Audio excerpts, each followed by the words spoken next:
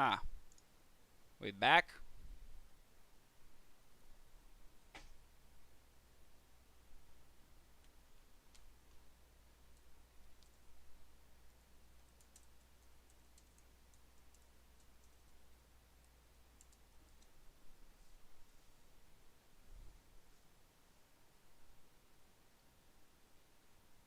Hmm.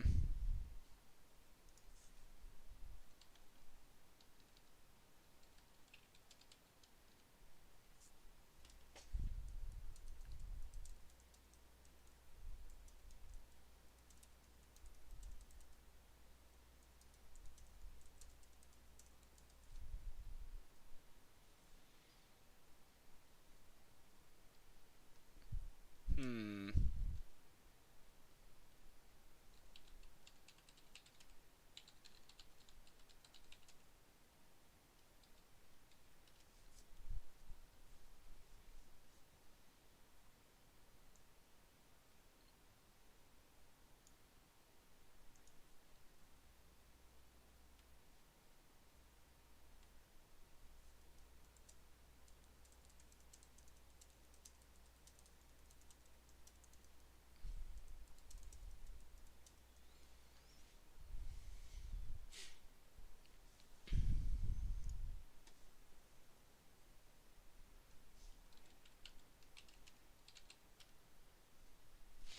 Alright. Got like 10 minutes left, so let's keep on charging, baby. Is Hiroshi in here? Hiroshi was asking some questions.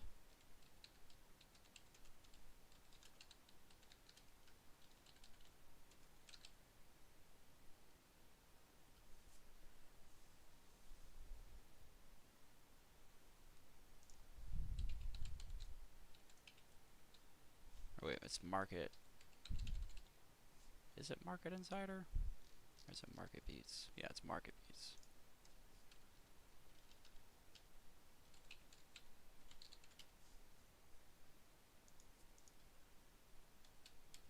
Market Beats dot. No.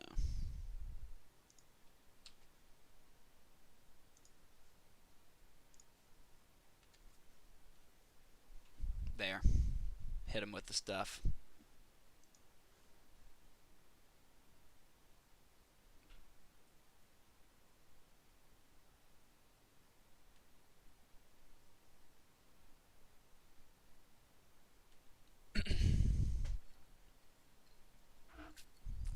Mm-hmm.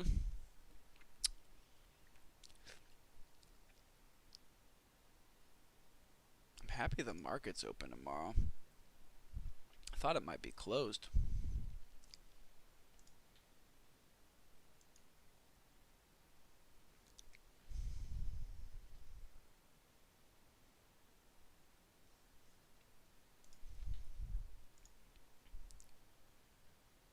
Oof.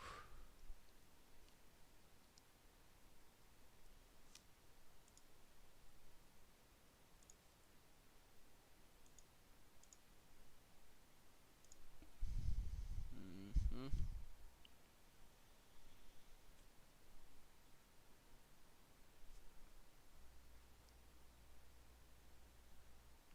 Oh, Discord link. Check.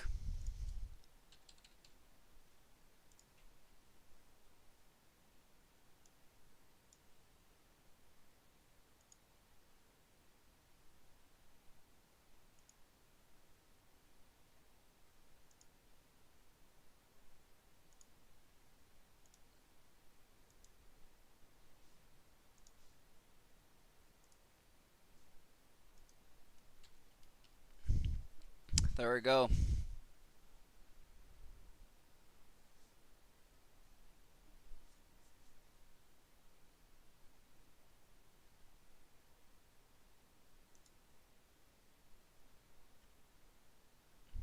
Oh, I don't know, buddy. We had some technical difficulties. It just said disconnected in here, so I don't know. I'm not a networker. I did IT for a little while, but I fucking hated it, dude. I'm too much of a nerd for that shit. So here, if you haven't seen the link, Here you go, Hirosh. That's what you want right there. Everyone should sign up for that, dude. It's free. I mean, I don't even look at all the emails all the time, but I get them, and sometimes there's some gold in there.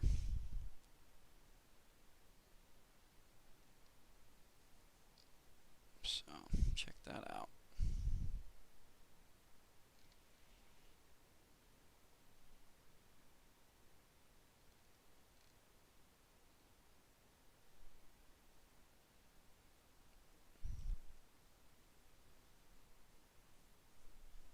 Oh, I don't think so. There's too much. It's hard to tell. Like, there's not anywhere that says like this thing's being shorted. You kind of have to just watch it as it materializes. But I don't think. I don't know. You know, it's a good point. I didn't think about that, buddy. It depends on how the news is going to come out. I don't think so. You know, we saw the stop loss attack at the shareholder meeting on Hyliion because the vast majority of investors were running blind in that thing. Even if they were in the first meeting, maybe they weren't in the second one, but lots of people were just relying on Twitter and YouTube and whatever to hear the word, and not hearing the word and seeing so much red, people panic sold and stop losses got triggered. So, there was it was a very sensitive time frame that they exploited. This is going to be a little bit different. I don't think that I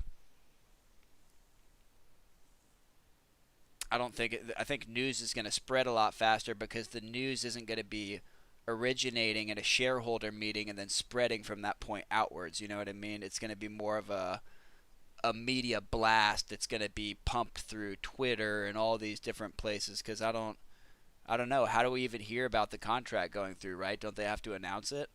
Or the government, the whatever the three-letter acronym is for the Transportation Bureau, they have to physically announce it.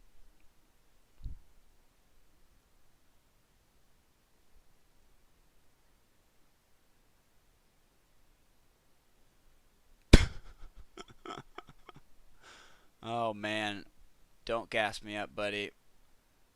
I'm just some guy that knows stuff and things, and yes. But I appreciate the kind words, my man.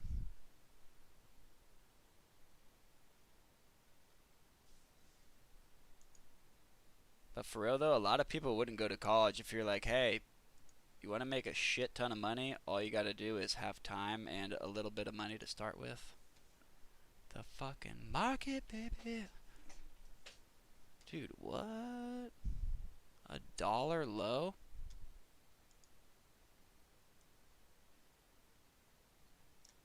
Was this thing an OTC before this? Anyone? Bueller?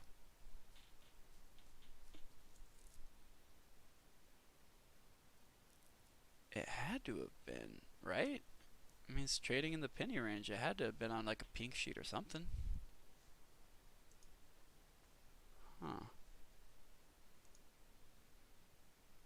Strange. Whoa, that's not the right study.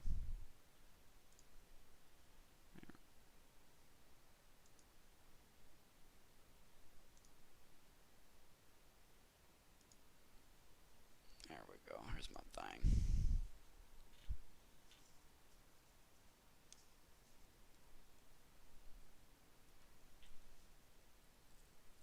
Oh yeah, they was still outside the bands that far out. Yeah, let's go back to that. Well, it just depends. Time frame is everything. You know,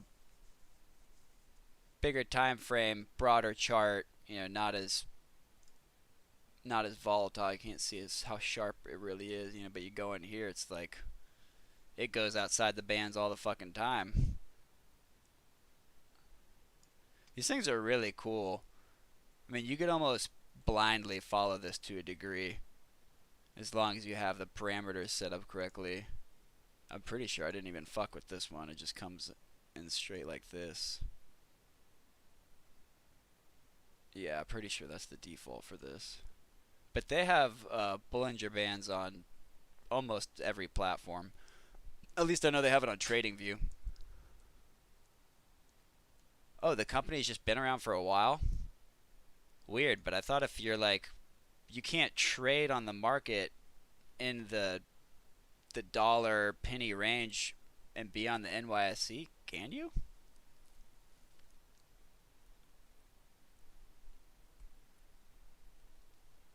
Tony, or Troy, I've been trading for 2.5 years, bro.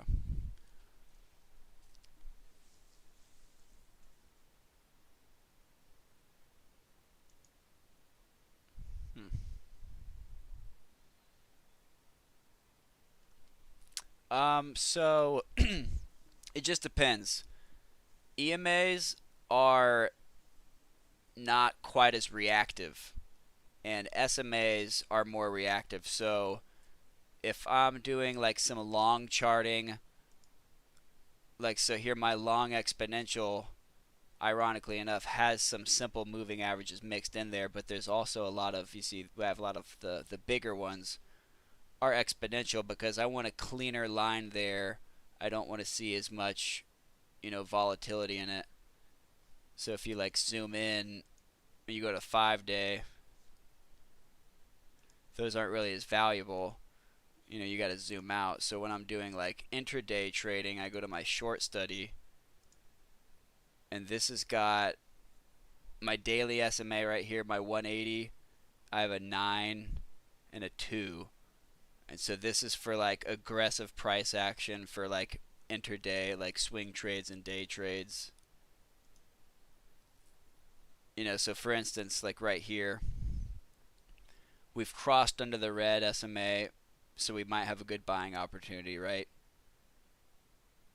These candles start to trade under both of these SMAs. So as soon as the candles start to cross the orange, we might have something happening. And then when it crosses the orange and the blue, it's a great indicator. So it's trying to cross here, breaks up a little bit but gets beat down.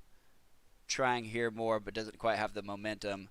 And you notice right here all along while this is kind of fighting back and forth, the buyers are gaining more control and the momentum is about to cross the center point, putting the power into the buyer's hands. And so you see right around that time when this blue line is crossing here, we're also crossing both of these. So you have a good indicator here crossing the center point. The blue is above the yellow on the MAC. And then you have your candles popping up above both of these SMAs and blowing through the red. It's about to run up, dude. Shoo, and it does.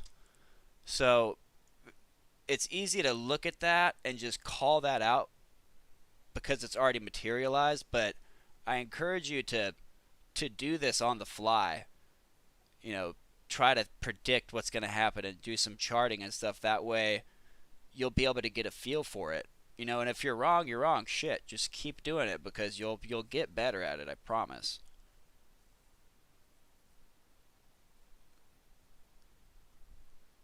You like the 8 and 20?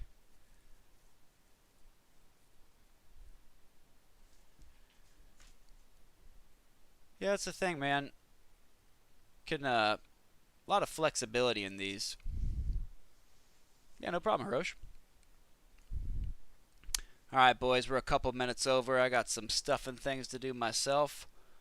Thanks for stopping by, everyone. That was fun. We will do this tomorrow night again. Probably same time frame. Oh, you got the 20, the 50. Oh, all SMAs. Do you use daily SMAs or do you use just the normal SMA, Tony?